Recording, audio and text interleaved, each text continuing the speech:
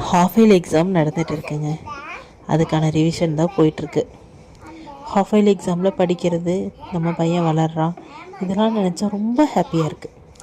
ஆனால் half yearly எக்ஸாமுக்கு அப்புறம் வருமே ஒரு லீவு, அதை யோசிச்சும் கூட பார்க்க முடியலைங்க. சனி ஞாயிறு லீவை ஓட்டுறதே பெரிய விஷயம். 10 நாள் எப்படி சமாளிக்க போகிறோன்னு தெரியல. ஸ்கூலுக்கு குட்டி குட்டியாக பூரி போட்டு உருளைக்கிழங்கு குருமா வச்சு கொடுத்து தாட்டியாச்சு. காலையில் ஊட்டுற வேலையை அம்மாட்ட கொடுத்துட்டேன். டிவியில் மோட்டு பொட்டில் போட்டு விட்டுட்டு ஊட்டி விட சொன்னேன். 2 பேருக்கும் அம்மா ஊட்டி விட்டுட்டாங்க.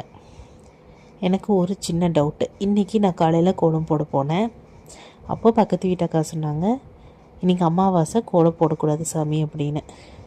ஏன் அமாவாசை கோலம் போடக்கூடாது அப்படின்னு எனக்கு தெரியல. நான் இத்தனை நாள் வரைக்கும் அப்படியே யாரும் என்கிட்ட சொன்னதில்லை. இப்போ தான் ஃபஸ்ட் டைம் நான் கேள்விப்படுறேன். ஸோ அந்த அக்கா சொல்கிறாங்க அப்படின்ட்டு நானும் போடல. அமாவாசை அன்னைக்கு ஏன் கோலம் போடக்கூடாது அப்படின்னு உங்களுக்கு யாராச்சும் தெரிஞ்சதுன்னா கமெண்டில் சொல்லுங்கள், நானும் தெரிஞ்சுக்கிறேன்.